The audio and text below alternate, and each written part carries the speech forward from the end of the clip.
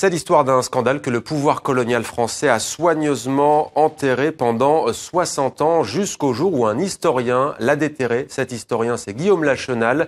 Le scandale, c'est celui de la lomidine, un médicament miracle, entre guillemets, contre la maladie du sommeil, tellement miraculeux qu'il tuait les populations auxquelles on l'administrait. C'était à la fin des années 50. La France a lomidinisé des centaines de milliers de personnes. Bonsoir Guillaume Lachenal. Bonsoir. Merci d'être avec nous sur TV5 Monde. Vous êtes historien de la médecine. Vous êtes donc l'auteur de ce livre, Le médicament qui devait sauver l'Afrique, un scandale pharmaceutique aux colonies éditions. La découverte, les empêcheurs de penser en rond. Qu'est-ce que la lomidine ?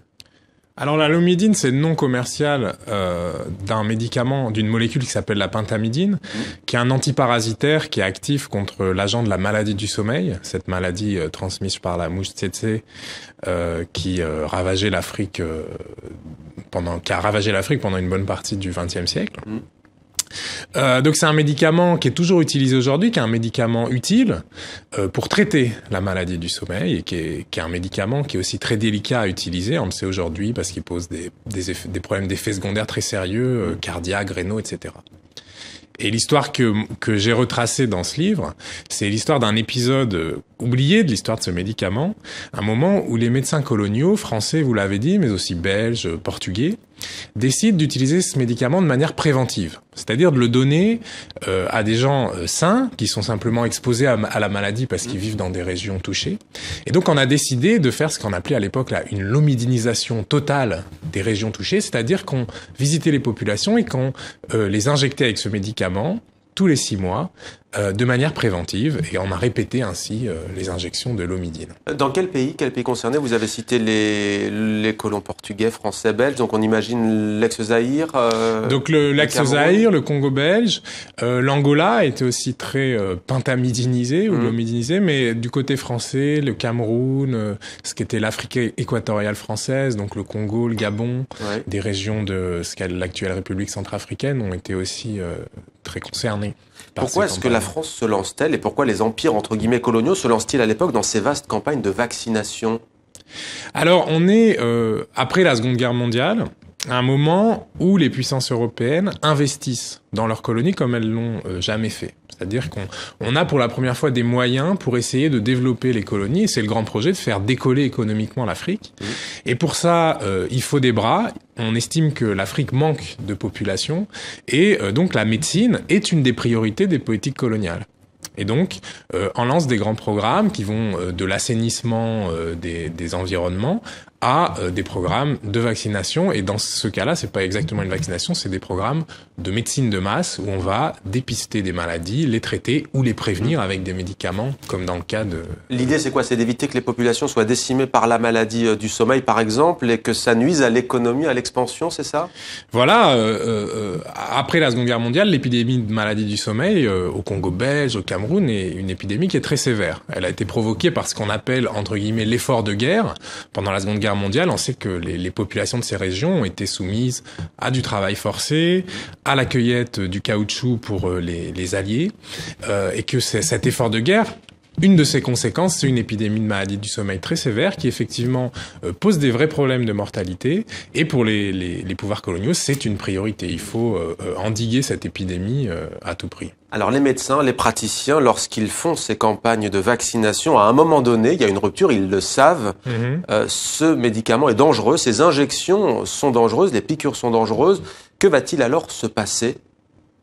Alors, on s'aperçoit effectivement que ce médicament, surtout quand on le donne à titre préventif, donc à des gens qui vont bien, qui n'ont pas besoin d'être traités, pose toute une série de problèmes, de risques. On a des décès brutaux, de façon beaucoup plus générale, on a des chocs, des syncopes, etc.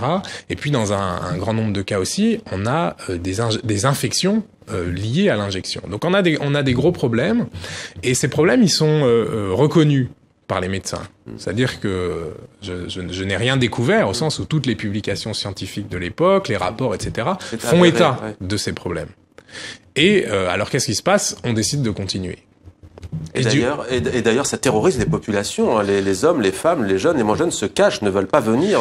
Alors, ça les terrorise pas partout, hein. Il y a des régions où, surtout les régions qui étaient très touchées, où il y a une adhésion, on vient en campagne parce évidemment, on sait que la maladie tue. Et parce que ça sauve des malades. Oui, parce que ça sauve des malades. Mais plus on avance dans les années 50, moins la maladie est une menace et plus les accidents liés à ces injections de l'Omidine deviennent connus. Et là, effectivement, la situation se tend, les populations évitent de plus en plus les campagnes, les médecins s'énervent de plus en plus devant l'absentéisme des populations, et donc là, on a une sorte d'escalade qui va aller jusqu'à une sorte d'encadrement policier des campagnes, des sanctions pour les populations. Combien de victimes, combien de personnes ont reçu le vaccin? Grosso modo, on parle de centaines de milliers de personnes, peut-être 800 000.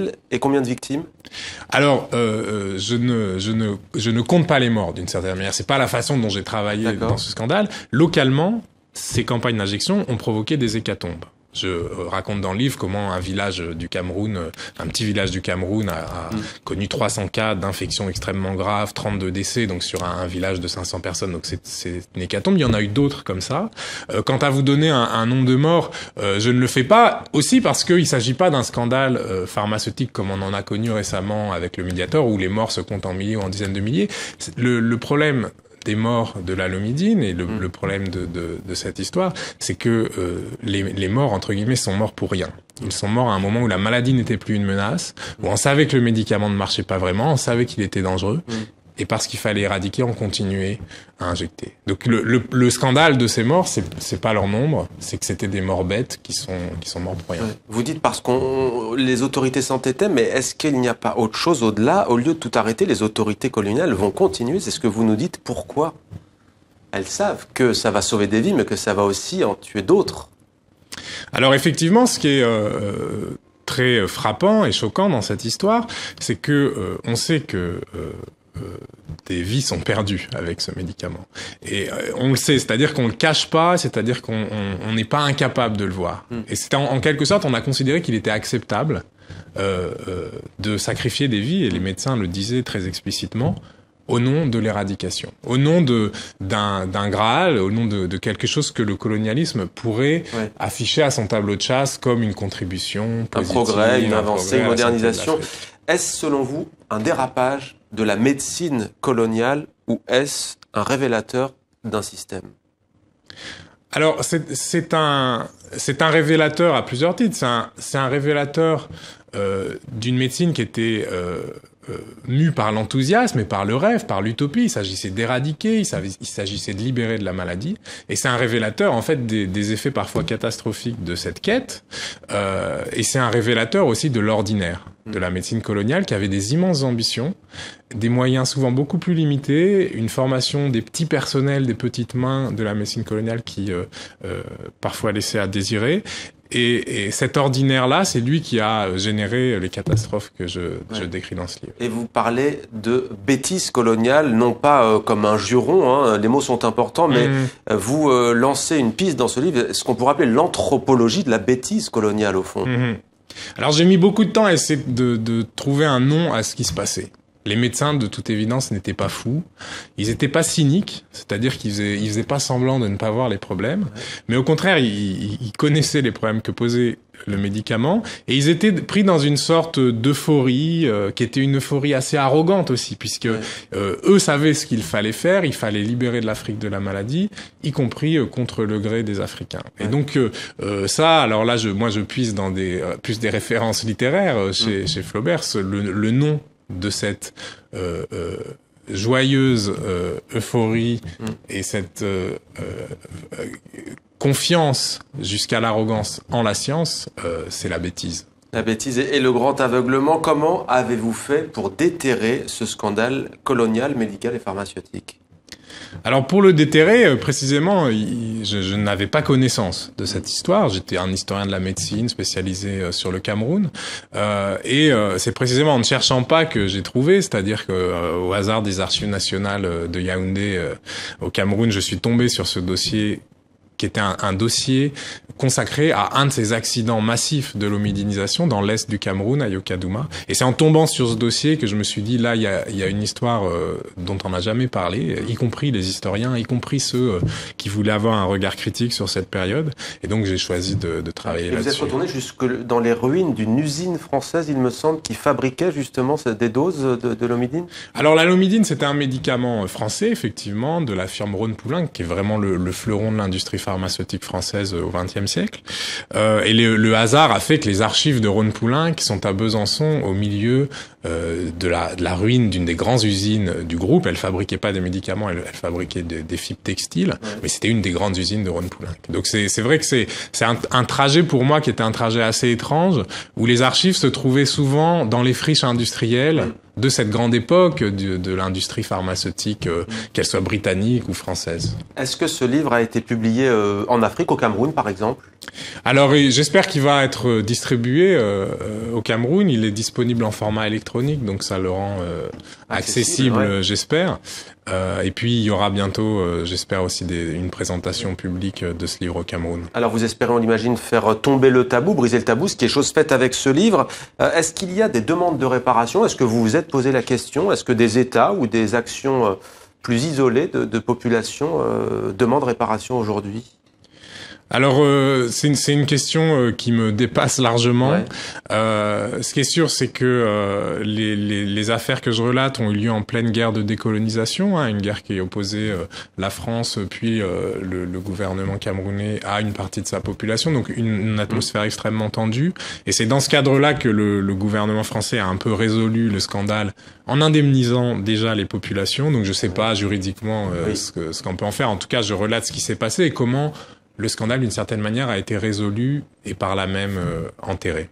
Guillaume Lachenal, merci beaucoup d'avoir accepté de témoigner dans 64 minutes sur TV5 Monde. Je rappelle le titre de votre livre, Le médicament qui devait sauver l'Afrique, un scandale pharmaceutique aux colonies, édition La Découverte, dans la collection Les Empêcheurs de penser en rond. Merci à vous d'être venu sur le plateau de TV5 Monde. Alors que l'épidémie Ebola frappe l'Afrique de l'Ouest, un livre revient sur l'un des plus grands scandales pharmaceutiques sur le continent africain.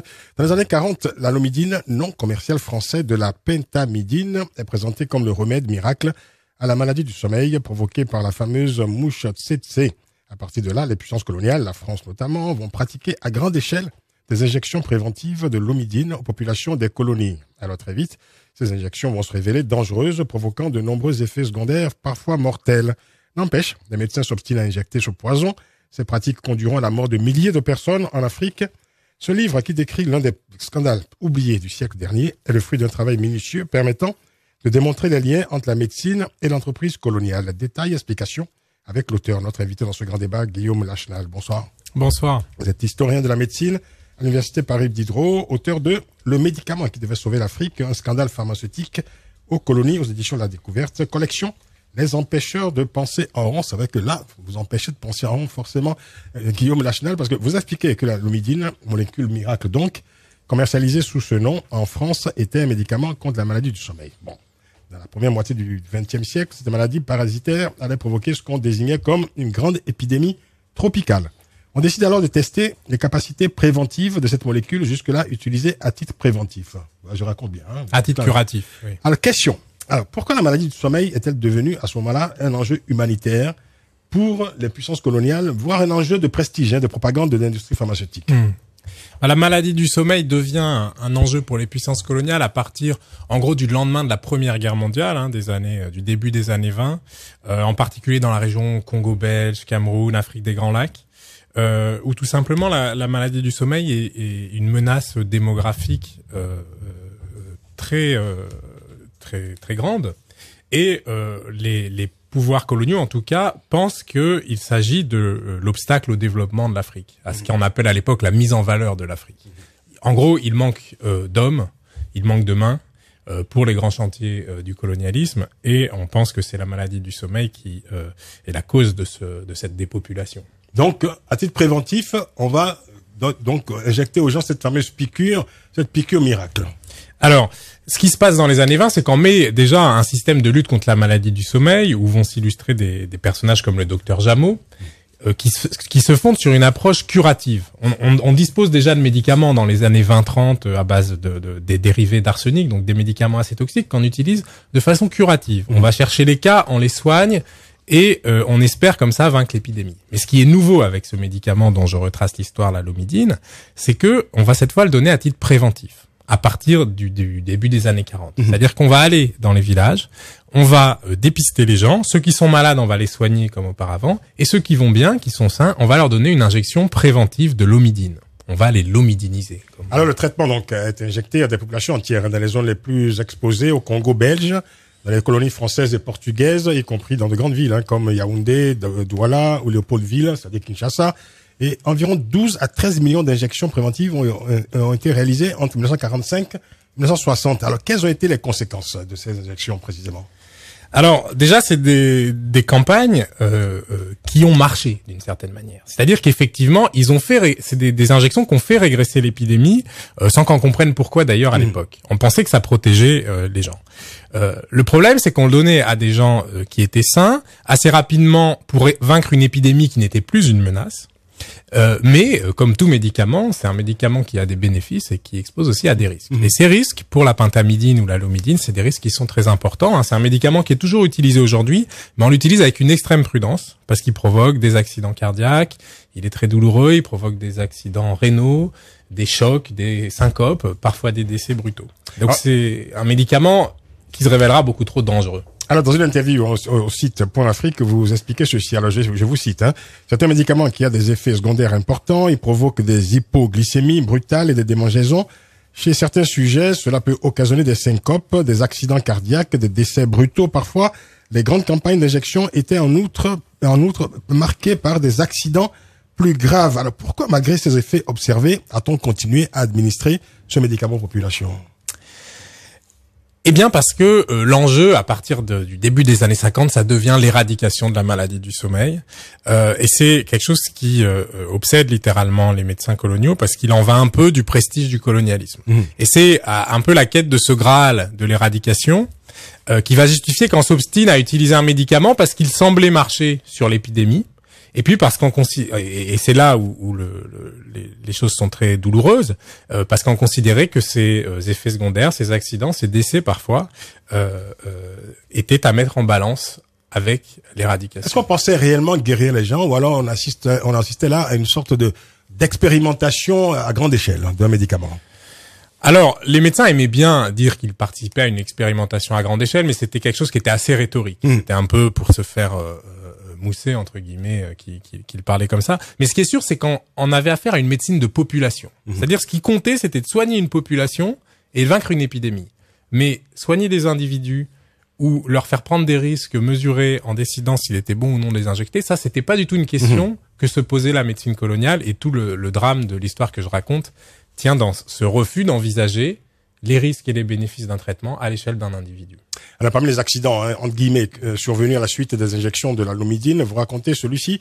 Alors, ça se passe en novembre 1954 dans l'est du Cameroun, dans la région de Yokadouma. Le service d'hygiène, donc, mobile, se rend dans le village de Gribi pour une série d'injections. Alors, résultat, le village est décimé par des cas de gangrène de la fesse à la suite de piqûres de lomidine.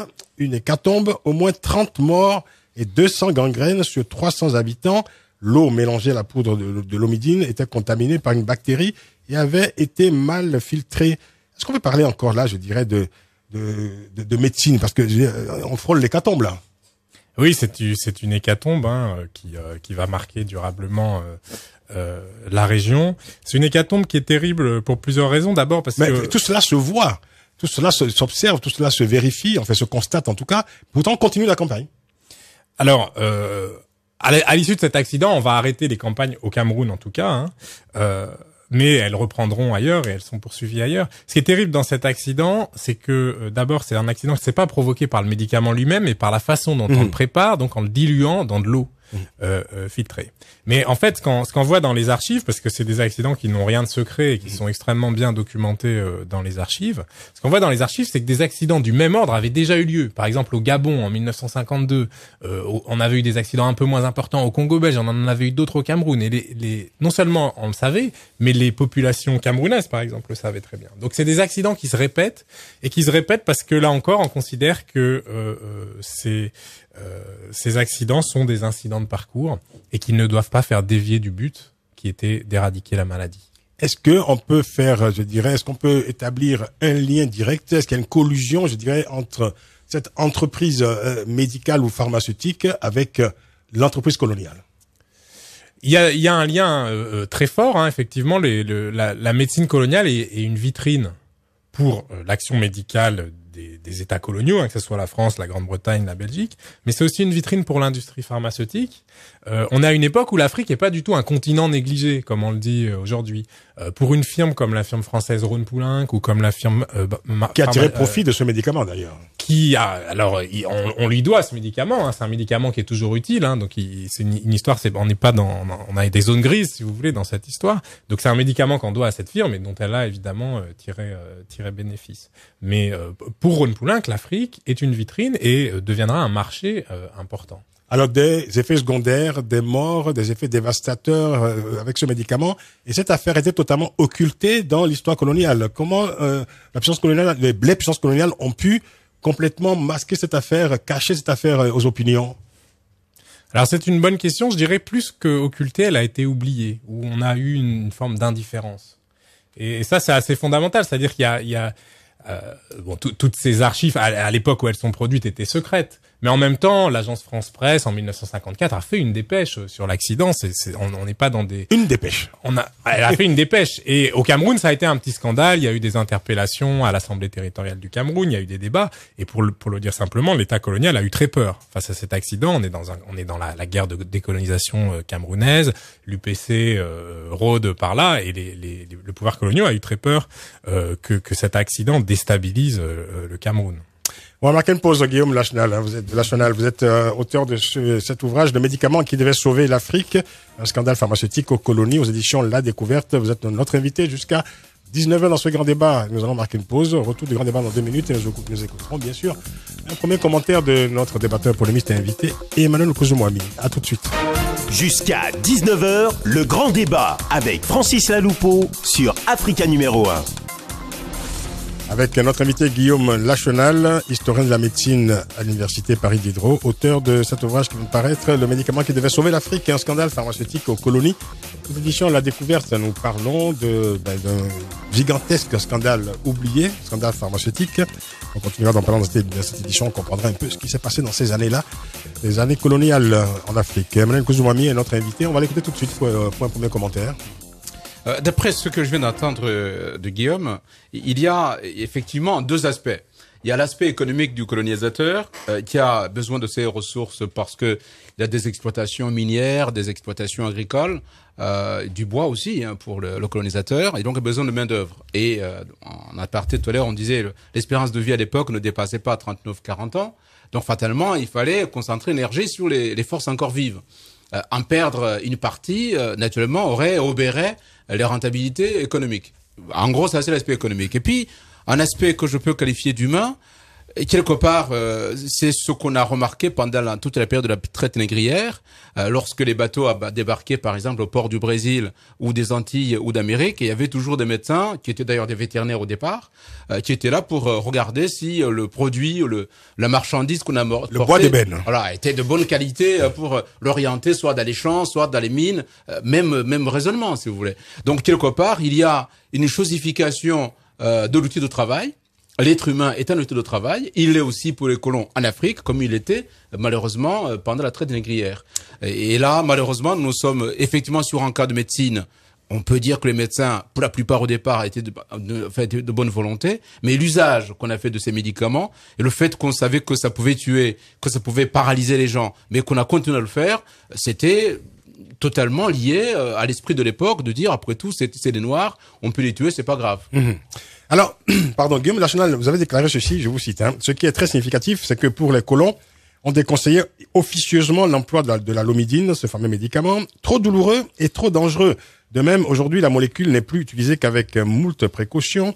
Les autorités coloniales accusaient les mouvements indépendantistes comme l'UPC au Cameroun, l'Union des populations du Cameroun, de fomenter l'opposition à la lomidine. Et pour forcer les populations, les campagnes se faisaient alors sous la contrainte armée. Fin de citation. Alors, vous voulez dire qu'on forçait les populations à employer ce produit?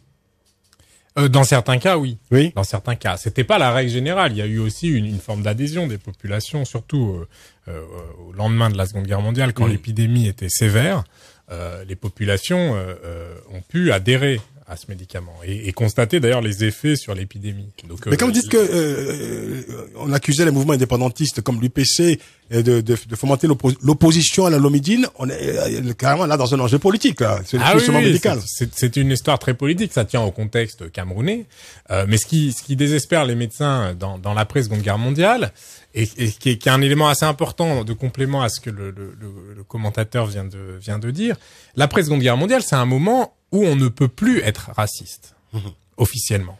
D'accord? Oui. On ne peut précisément pas dire la vie d'un noir ne compte pas. Et ça, c'est tout à fait nouveau. Ce n'était plus dans l'air du temps. Ce n'était plus dans l'air du temps. Et ce qui est plus dans l'air du temps non plus, c'est la contrainte forcée. Et donc, les médecins sont très gênés parce que dès 45-46, au Cameroun, les populations viennent plus aux campagnes, ni de l'homidination, ni aux autres.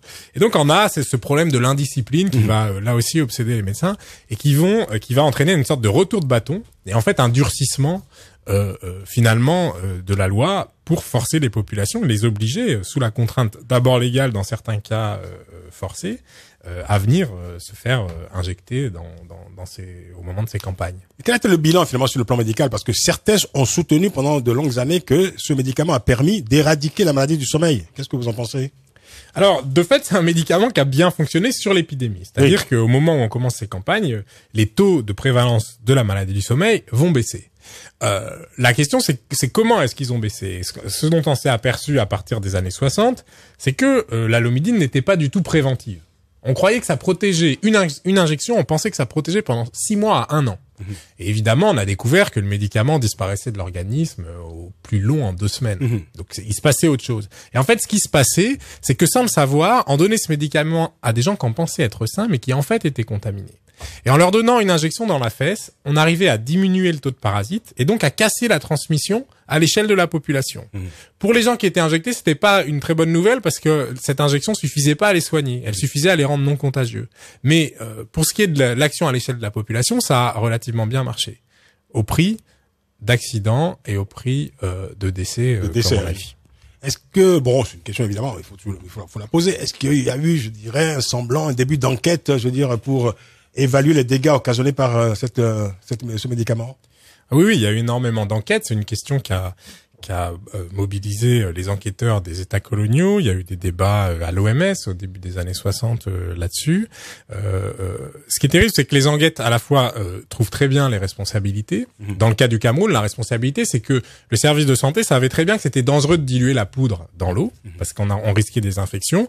Mais la solution, c'était d'acheter de la lomidine en solution liquide directement à la firme.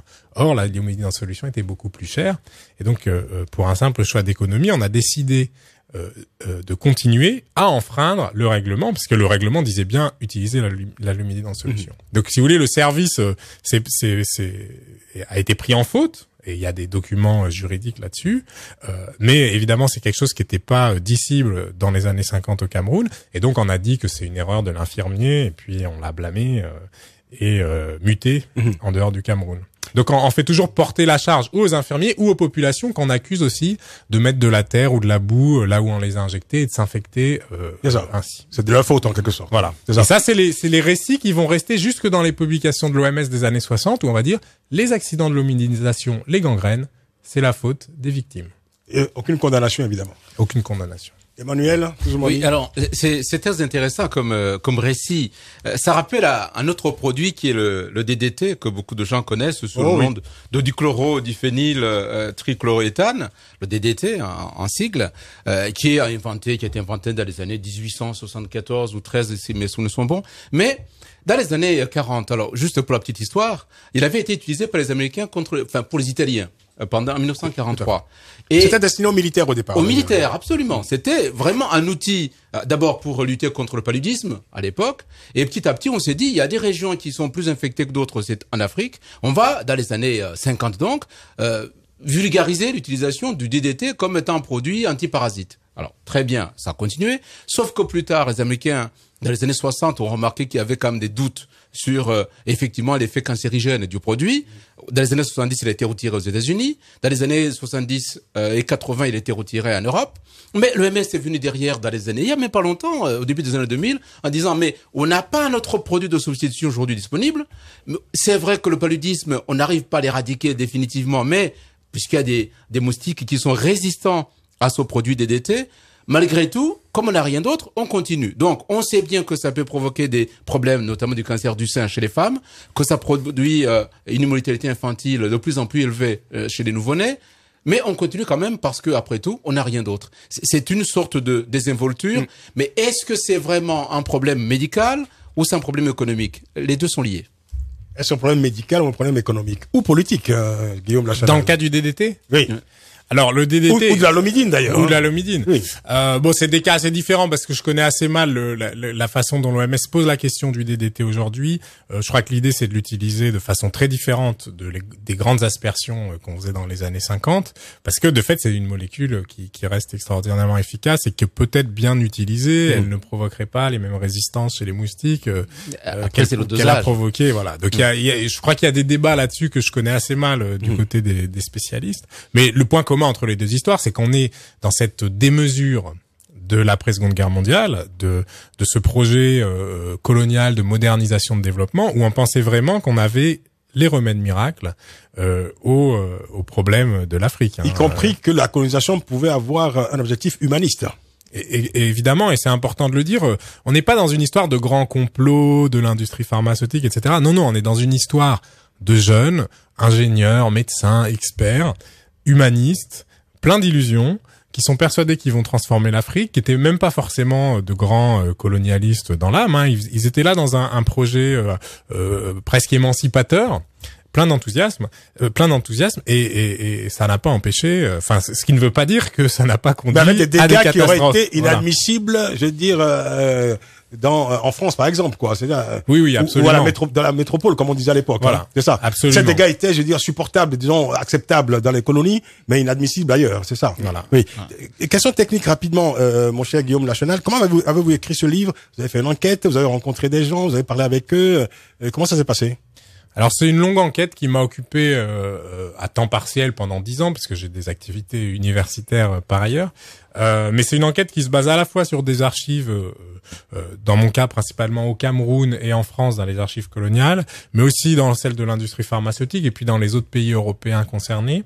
Et puis c'est une enquête, et ça c'est la partie la plus plaisante de l'enquête, c'est une enquête d'histoire orale avec des anciens infirmiers, des anciens professeurs. Je pense au professeur Kayembe à Kinshasa qui a participé à découvrir un peu cette histoire du mauvais usage de la pentamidine, ou des infirmiers camerounais qui ont été les petites mains de ces campagnes. Merci. On va marquer à nouveau une pause pour la publicité. Retour suite du grand débat dans 2 minutes. À tout de suite. De 18h jusqu'à 19h, le grand débat avec Francis Laloupeau sur Africa numéro 1. L'Afrique victime des scandales pharmaceutiques, nous en parlons avec Guillaume Lachanal, auteur de Le médicament qui devait sauver l'Afrique, un scandale pharmaceutique aux colonies, aux éditions La Découverte, collection Les empêcheurs de penser en rond, et notre débatteur polémiste est invité, Emmanuel Kouzoumoumi. Alors, on lit, hein, alors, moi, je me suis penché sur ce qu'on a écrit sur votre ouvrage. Alors, Jeune Afrique écrit ceci à propos de votre livre, Guillaume Lachanal. Il dit, Guillaume Lachanal décrit l'aveuglement des colons persuadés de l'efficacité du médicament dans la prévention. Si les médecins butent très vite sur des incohérences, des personnes saines qui développent la maladie après avoir reçu le remède, ils leur trouvent toujours une bonne justification. Les infirmiers n'ont pas correctement appliqué le protocole, c'est ce que vous disiez à l'instant. Les indigènes se sont rendus coupables de manœuvres dangereuses après l'injection. Ils ont réussi à passer entre les mailles du traitement en faisant tamponner leur carte sans se faire lomidiniser, à moins que le sorcier du coin ne soit intervenu. Alors, les médecins s'acharnent. Les campagnes deviennent quasi militaires. Fin de citation. Alors, on lit aussi en introduction de votre ouvrage que vous renouvelez le regard sur le gouvernement des empires, que vous saisissez dans son arrogance et sa médiocrité posant les jalons d'une anthropologie de la bêtise coloniale. Qu'est-ce qu'on peut entendre par anthropologie de la bêtise coloniale? Alors j'ai mis longtemps à trouver le mot qui me semblait correspondre à ce qui se jouait dans cette histoire. Parce qu'on peut avoir l'impression qu'on est dans une sorte d'erreur médicale, qu'on est dans une sorte de folie expérimentale, ou que les médecins se trompent. Mais en fait, ce qui est fascinant dans cette histoire, c'est que tous les problèmes que pose ce médicament sont très tôt perçus par les médecins. C'est-à-dire, ils savent très bien les problèmes du médicament, et pourtant ils continuent. Et pourquoi ils continuent? Par enthousiasme. Par enthousiasme. Et c'est là où je vais puiser l'enthousiasme de l'expérimentateur. Voilà, la du joie, laborantin. Bien sûr, la joie de la science. Oui. Et cette obstination joyeuse à aller toujours plus loin sur la voie de la science ou de la technique ou de la modernisation, elle a un nom dans la littérature, notamment chez Flaubert, et c'est la bêtise de Bouvard et Pécuchet, qui sont des expérimentateurs joyeux. Et c'est pour moi, c'est le terme qui s'approche le plus de ce qui se joue dans cette histoire. Et je le dis un peu comme une provocation, pas pour pointer du doigt, parce que cette bêtise, elle guette tous les scientifiques hier et aujourd'hui, mais pour essayer de nommer le plus correctement possible ce que je décrivais. Et ce qui en ressort quand même, c'est que voilà, on peut dire que les sciences médicales à cette époque-là ont été un instrument parmi d'autres d'asservissement des peuples durant la période coloniale. C'est une manière aussi, je veux dire, quand même, parce que d'une manière, la puissance coloniale a un peu droit de vie et de mort sur ces populations-là, parce qu'on ne demande pas beaucoup leur avis. Je veux dire que ce n'est pas une démarche, je veux dire, qui sollicite la démocratie sociale. Non, certainement pas. Après, les intentions étaient généreuses dans cette affaire en ce qui concerne la médecine. Les souris de laboratoire aussi, les intentions sont généreuses vis-à-vis d'elles en général. Et on ne leur vie non plus. Non, disons, il n'y avait pas d'intention d'utiliser l'Afrique comme un terrain d'expérimentation pour des médicaments qu'on allait utiliser ensuite en Europe. C'était pas du tout l'intention. L'intention, comme je le dis dans le livre, c'est de sauver l'Afrique. Donc il y a une générosité qui est là au départ, mais qui va de pair avec quelque chose que vous avez déjà dit, qui est que on évalue très différemment la valeur d'une vie de colon et la valeur d'une vie d'indigène, entre guillemets. Et ça, c'est quand même le soubassement, et ça plaît pas aux médecins qui ont participé à cette aventure, qu'on le dise, mais cette racialisation de la médecine, c'est quand même le soubassement de la médecine coloniale. Oui, parce que fondamentalement, ceux qui défendaient la colonisation aussi parlaient de générosité, de charité, je dirais presque, voilà, de chrétienne, hein, je veux dire, c'était ça aussi la démarche coloniale. Donc, vous voyez, c'est une générosité singulière, quoi. C'est ça. C'est une générosité avec qui s'adresse à deux types d'hommes et un type d'homme qui est pensé une foule passive, comme inférieur. Plutôt passive d'ailleurs dans la foule. Emmanuel Kouzmouni. Moi, dans ce récit, ce qui contrevient à la démarche scientifique et médicale normale, c'est que effectivement, il y a un cas, c'est la maladie du sommeil ou le paludisme d'ailleurs, et il y a un traitement, c'est ce produit-là. Donc, on est dans une démarche effectivement curative. Le problème, c'est que derrière, on se dit, il y a de fortes chances que les personnes qui habitent dans cette zone risquent bien d'attraper la maladie. Donc, je n'attends pas qu'ils soient malades, je les soigne avant qu'ils ne soient malades. Mais comme ils sont africains, on ne sait jamais, il y a des choses il y a des incubations qu'on n'a pas bien détectées. Et donc, on sort d'une démarche normale, scientifique, à savoir, si je n'ai pas de certitude, je ne fais rien. En tout cas, si je peux faire de la prévention, c'est avec un vaccin, mais c'est pas avec un traitement, c'est pas avec un médicament. Et là, on mélange médicaments et vaccins. Et de toute façon, on va injecter les gens en foule. Donc, on sait très bien que peut-être les premiers cas auraient pu alerter en disant finalement les gens n'étaient pas malades, donc le médicament les rend encore plus malades qu'ils ne l'étaient. Donc, arrêtons de continuer le massacre. Mais il continue quand même. Autrement dit, on voit bien qu'il se passe quand même un désastre dans les populations, mais on continue. Là, on peut pas s'empêcher de dire que malgré tout, puisqu'il s'agit des populations indigènes, bon, s'ils meurent, c'est peut-être dur pour l'économie locale du colonisateur, mais c'est pas grave pour les populations, parce qu'après tout, on n'a pas de compte à rendre. Cette expérience, ça n'aurait pas eu lieu ni aux États-Unis, ni en Angleterre, ni en Allemagne, ni en France, mais on s'autorise de le faire en Afrique, parce qu'après tout, il n'y a pas de poursuite possible. Voilà, on se cache derrière la médecine et la science, on décime les populations comme ça. Une question envoyée par un auditeur sur facebook.com/le grand débat, question pour vous, Guillaume Lachenal. Question de Jimou Moussa qui nous dit, qui nous écrit, la dilution de la lomidine dure 5 à 24 heures. Manifestement, monsieur Moussa connaît la lomidine. Alors, il vous interroge, il demande, est-ce que les médecins avaient pris le temps de faire, est-ce que les médecins prenaient le temps de faire cette dilution pour réduire sa concentration avant son injection? Alors la dilution devait se faire à chaud. Je pense qu'elle prenait pas si longtemps. Mais c'est une bonne question. Il faudrait réessayer de la mettre en solution. Aujourd'hui, la pentamidine est mise en solution quand elle est encore utilisée. Du coup, mais il fallait le faire à chaud en stérilisant l'eau le mieux possible. Et on sait aujourd'hui que les stérilisations qui étaient utilisées à l'époque étaient pas suffisantes pour protéger de ces germes de la gangrène. Il aura quand même fallu, Guillaume Lachenal, il aura fallu que des émeutes éclatent dans ces pays-là pour que les médecins consentent à mettre fin à cette pratique. Comment l'administration coloniale a-t-elle pu cacher donc ce scandale au grand public? On se posait la question en début d'émission, mais je veux dire que ça fait un certain nombre d'années. Votre livre est le premier qui en parle? Alors oui, c'est le premier travail, disons, d'ampleur sur la question. Oui. Après, je n'ai pas révélé de secret. C'est-à-dire que les spécialistes du domaine connaissent très bien... Mais pas le grand public. Mais pas le grand public. Les populations du Cameroun, dans les villages concernés, etc., connaissent très bien cette histoire, évidemment. C'est une histoire qui survit aussi dans les mémoires sur le mode de la rumeur, comme souvent en Afrique, avec des formes de déformation, etc. Mais l'histoire est là. Alors comment on a caché? Là encore, c'est surtout ça tient beaucoup au contexte, je pense, où il y avait une vraie indifférence par rapport à tout ça.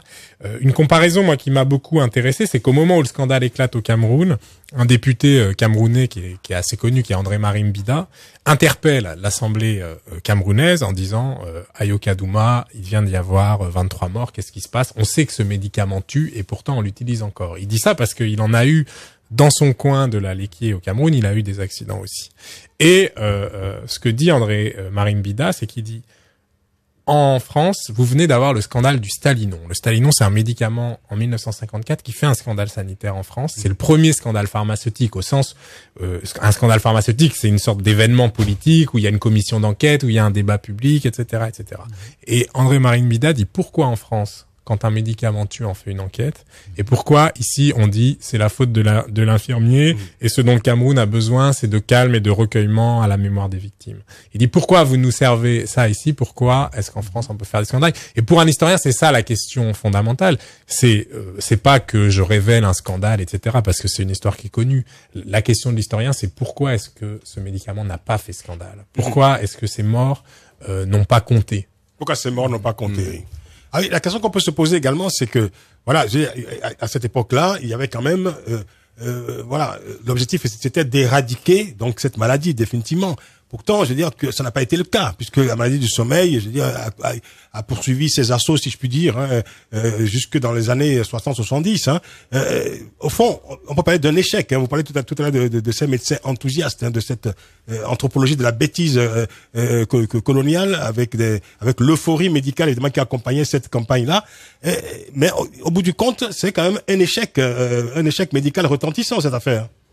Oui, alors c'est un échec qui est un semi-échec parce que la maladie du sommeil ne reprendra jamais l'échelle qu'avaient les épidémies des années 20-30. Grâce à la lomidine Non, vraisemblablement. Et là, c'est des débats de spécialistes, mais le fait que la maladie du sommeil n'est pas une menace épidémique aujourd'hui encore, même s'il y a des cas et qu'il faut en prendre soin évidemment, c'est vraisemblablement parce que l'Afrique ne connaît pas de crise écologique, sociale, économique, politique, telle que les débuts de la colonisation dans le bassin du Congo, dont on connaît un peu la teneur. C'est le travail forcé, c'est les atrocités de la récolte du caoutchouc, etc. Et c'est ce choc social écologique qui a globalement provoqué des épidémies terribles. Et c'est quand la situation se normalisera que les épidémies vont cesser. Et en un sens, là c'est des débats de spécialistes, mais peut-être finalement que ces grandes campagnes médicales n'ont pas eu un rôle décisif sur le plan épidémiologique. Emmanuel Kouzouami. Oui, moi je reviens sur le témoignage de ce député camerounais. Il pose une vraie question. La vraie question c'est pourquoi les morts dans les conditions de traitement médical en Afrique ne comptent pas, alors qu'en Europe, quand il se passe un mort à la suite de mauvaises médications, effectivement, il y a un soulèvement de tollé, enquête administrative, enquête parlementaire, etc., commission, voilà. Et donc, ça finit toujours par une inculpation de quelqu'un de quelque chose. Et en Afrique, il se passe rien. Et là, on retrouve aussi une autre démarche que les Européens peut-être n'ont pas aussi donnée aux Africains. Il y avait le paludisme et le typhus en Europe. Même jusqu'à la fin de la Deuxième Guerre mondiale.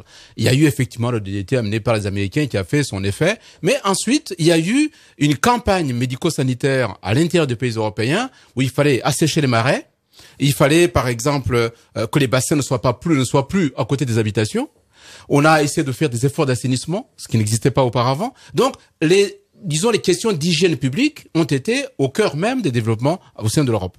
Ces mêmes éléments, on aurait pu les amener en Afrique. On l'a pas fait.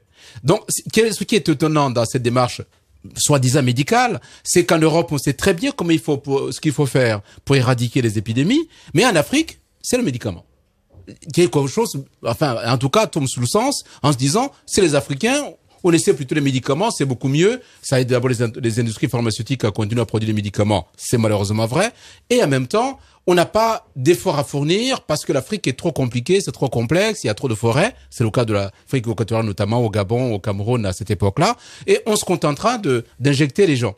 Alors, le problème, c'est qu'à l'époque, on ne se pose pas la question sur la vaccination, on se pose la question sur le traitement. Ben, c'est quand même, c'est grave, ça. C'est très grave. Sur le plan médical, vraiment, c'est grave.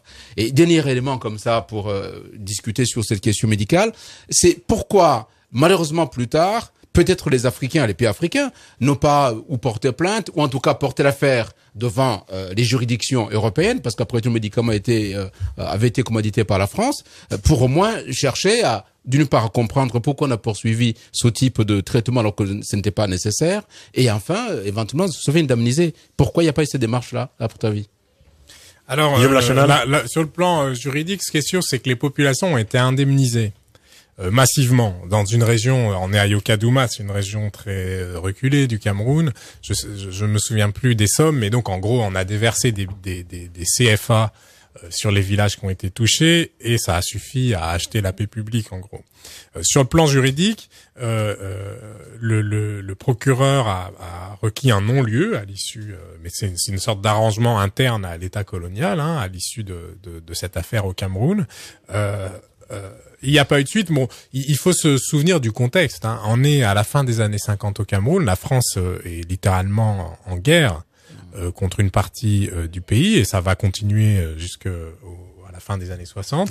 Et donc dans ce contexte-là, c'est évidemment choquant de le dire comme ça, mais quelques morts d'une campagne médicale pèsent peu par rapport au reste des scandales qui est en train de fabriquer l'armée française dans d'autres régions du pays. Donc on est dans un contexte où c'est à la fois terrible de lire ce non-lieu requis à l'issue de cet accident, mais c'est à la fois en fait assez prévisible compte tenu du contexte de guerre de décolonisation. Il faut préciser quand même que cette Lomidine, vous l'avez dit tout à l'heure, mais je le rappelle, ce médicament était produit par le laboratoire Specia, filiale de Rhône-Poulenc.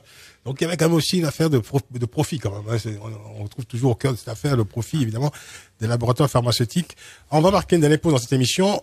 Ensuite, voilà, on continue de parler de votre ouvrage, mais on regarde de l'actualité immédiate, notamment avec évidemment quand on lit votre ouvrage, on a évidemment en toile de fond cette terrible épidémie qui accourt actuellement en Afrique de l'Ouest, l'épidémie Ebola. On va en parler dans quelques instants.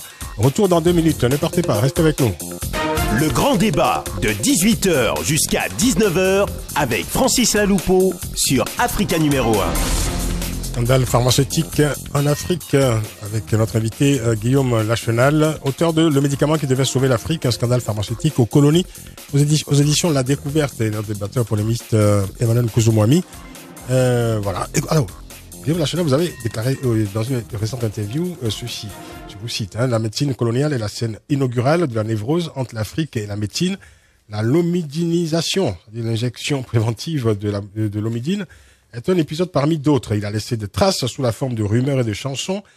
Ces zones qui ont été traitées dans les années 50 sont aujourd'hui difficiles d'accès pour les chercheurs et les médecins. En Guinée forestière, là où les premiers essais de la lomidine ont eu lieu, une équipe médicale luttant contre Ebola a failli se faire lyncher ces derniers jours.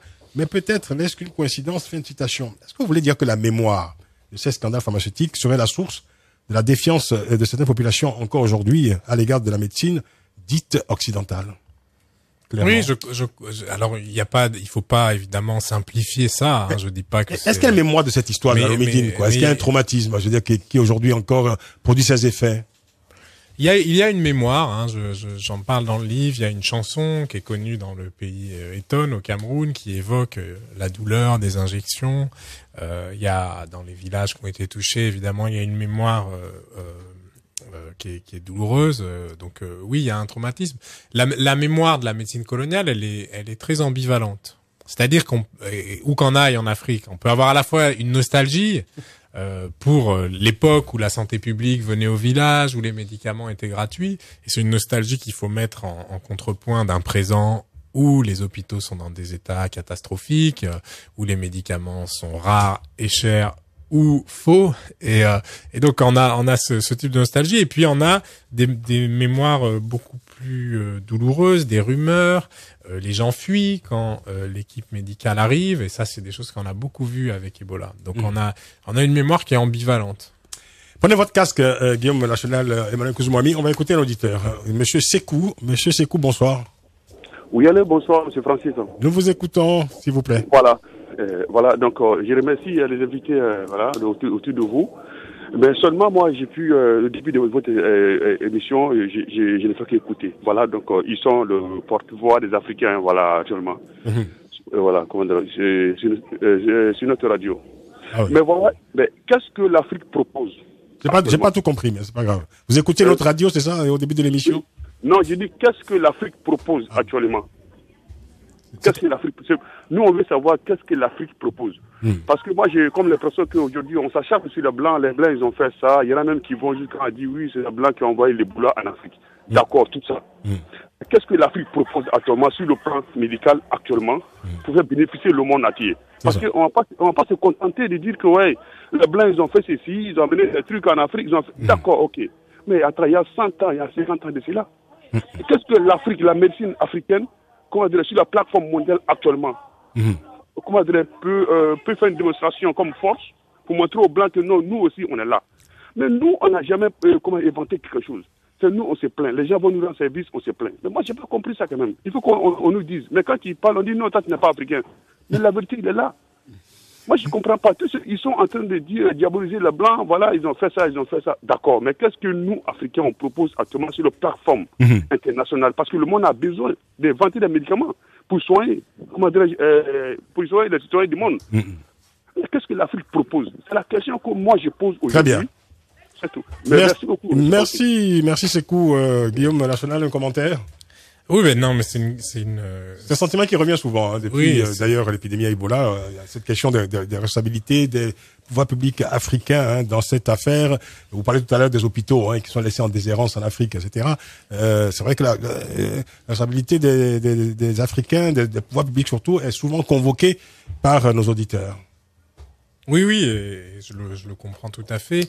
Qu'est-ce que l'Afrique propose? Je crois qu'on le voit dans le contexte dramatique de l'épidémie d'Ebola. L'Afrique propose une mobilisation des communautés, une mobilisation des professionnels de santé africains qui est extrêmement courageuse. Ça, c'est la première chose à dire simplement par... Mais quand tu dis l'Afrique n'a jamais rien inventé, pas de médicaments et tout ça, c'est pas tout à fait vrai d'ailleurs, parce qu'il y a une pharmacopée africaine qui est de plus en plus active quand même. Exact. Bien sûr, bon, et puis c'est l'histoire dont je parle, il s'agit pas d'accuser les Blancs contre les Noirs, c'est une histoire qui est partagée. L'histoire de la médecine coloniale, c'est aussi une histoire africaine. L'essentiel des personnages de ce livre étaient africains, qu'ils soient infirmiers ou patients. Évidemment, les experts, c'était pas le cas. Donc, il s'agit pas comme ça de séparer ces histoires. Emmanuel, rapidement. Très rapidement. En réponse à notre auditeur. Oui, pour l'auditeur, je réponds en 3 points simplement. Très rapidement. Un seul, ça ira, Emmanuel, parce qu'il nous reste 4 minutes. Très rapidement. Et j'ai un autre auditeur. Les Africains avaient déjà une pharmacopée avancée bien avant la période coloniale, et même après la colonisation, nous avons une pharmacopée. Le problème, c'est que les Africains n'ont pas poursuivi la recherche et l'innovation de la pharmacopée africaine. Il faut les financer. Il faut continuer à faire de la pharmacopée africaine. Deuxième élément, c'est question de gouvernance. Effectivement, aujourd'hui, le Nigeria, par exemple, a combattu combattu l'Ebola sur son sol. Parce qu'il a mis des moyens financiers pour ça. Beaucoup d'Africains ont des moyens. Les États, comme les individus, comme les entreprises, ils ont les moyens. N'attendez surtout pas que les Européens, les Américains apportent des médicaments. Les médicaments existent, simplement donnez de l'argent pour les acheter. N'attendez pas toujours de l'aide. Il faut être actif soi-même et aller acheter le médicament et il est sur le marché. On a eu les 3 points. Merci Emmanuel. Babacar Diop qui nous appelle. Babacar, bonsoir. Oui, bonsoir. Oui. Je voulais juste intervenir, parce que c'est pas que les Africains, il faut pas parler des Africains, il faut parler des hommes politiques africains. Parce que l'Afrique a toujours des surprises. On n'est pas prêt à avoir des maladies qui vont tomber sur nous. Il faut qu'ils préparent le terrain tout de suite, avoir des centres dignes de ce nom. S'il y a un problème, on met des gens qualifiés pour les mettre là-bas. Mais l'Afrique, il n'y a rien. Qu'est-ce qu'il y a? Ebola, vous avez vu comment ils soignent les gens, comment ils cherchent les gens, etc. Ils marchent sur la boue, des bourrettes, des trucs, des matériels, mais vraiment. Mais qu'est-ce qui se passe en Afrique? Les hommes politiques là, eux, je les considère comme des criminels. Parce qu'il y a des milliers de personnes mortes et ces gens-là, on pouvait les sauver. Merci Babacar Diop. Merci beaucoup. Dernière question, Guillaume Lachenal. Mis à part évidemment le contexte colonial auquel se réfère votre ouvrage, est-ce que vous pensez que des scandales comme celui de la Lomidine sont encore possibles de nos jours? Les conditions ont beaucoup changé. Je crois pas trop au roman à la John le Carré. Vous voyez, aujourd'hui la recherche est bien encadrée. Après, malheureusement, les conditions, ce qu'on voit dans le scandale que j'écris, qui est une forme d'indifférence, en tout cas européenne, à l'Afrique, ça, c'est des conditions qui malheureusement sont toujours réunies. Par contre, le cadre législatif et scientifique pour évaluer les risques d'un médicament a beaucoup progressé. Pourtant, les rumeurs persistent. La suspicion également, on entend ça beaucoup d'ailleurs avec l'épidémie Ebola, etc. Il y a toujours comme ça une espèce je dirais, de fracture, en tout cas, entre certaines opinions africaines et ce qu'on appelle la médecine occidentale. Et pourtant, cette médecine occidentale est présente. C'est encore elle aujourd'hui qui est présente en Afrique de l'Ouest. Elle est présente et elle est demandée. C'est ça. Pour être complet, la première chose que vont dire des Africains de zones rurales en particulier, c'est ça va pas être des rumeurs sur les dangers de la médecine, ça va être une demande de médecine et une demande de médecine qui soit la plus accessible possible. Emmanuel, un mot, dernier mot? Oui, les Africains doivent participer aux efforts de développement médical chez eux. Parce que les épidémies, malheureusement, c'est Ebola, mais c'est le typhus, c'est le choléra, c'est encore le paludisme, c'est en Afrique. Donc l'Afrique a beaucoup de médecins. Nous avons des gens qui ont des capacités à comprendre comment fonctionne le monde. Donc ils doivent participer aussi aux efforts de recherche, d'innovation sur les médicaments. Certes, nous sommes encore tributaires des industries pharmaceutiques qui font fortune en Afrique. Mais encore faut-il que la recherche soit au cœur des préoccupations des pouvoirs publics, de la puissance publique dans ces pays-là. Et là, nous entrons dans la gouvernance. Il faut absolument aujourd'hui que les Africains tapent du poing sur la table, peut-être interpellent à nouveau et encore à nouveau leurs dirigeants, parce qu'il faut que les Africains participent aux efforts mondiaux de développement médical. Vous y souscrivez, je suppose, Guillaume Lachenal. Ah oui, je crois que la science et l'éducation, parce c'est des politiques du long terme, doivent être prioritaires, et évidemment la santé aussi. Malheureusement, il faut aussi rappeler que à partir des années 80, c'est précisément le contraire qu'on a fait, à la fois de la part des gouvernements africains et de leurs tutelles ou partenaires financiers internationaux. On a cassé les universités africaines, on a cassé les systèmes de santé et d'éducation africains au nom de l'ajustement structurel, etc. On en paye les pots cassés aujourd'hui avec une épidémie comme Ebola. Merci d'être venu, et pour comprendre donc, pour mieux cerner ce présent, c'est bien aussi d'avoir de temps en temps la mémoire, de votre mémoire, se rappeler aussi le passé. C'est un peu ce que vous faites aussi, surtout avec votre ouvrage, Guillaume Lachenal, le médicament qui devait sauver l'Afrique, un scandale pharmaceutique aux colonies, aux éditions La Découverte. Il faut le lire absolument. C'est dans la collection Les Empêcheurs de penser en rond. Débatteur polémiste et invité, merci Emmanuel Kouzouami, merci d'avoir été avec nous, toujours aussi fortement présent comme d'habitude. On apprécie beaucoup.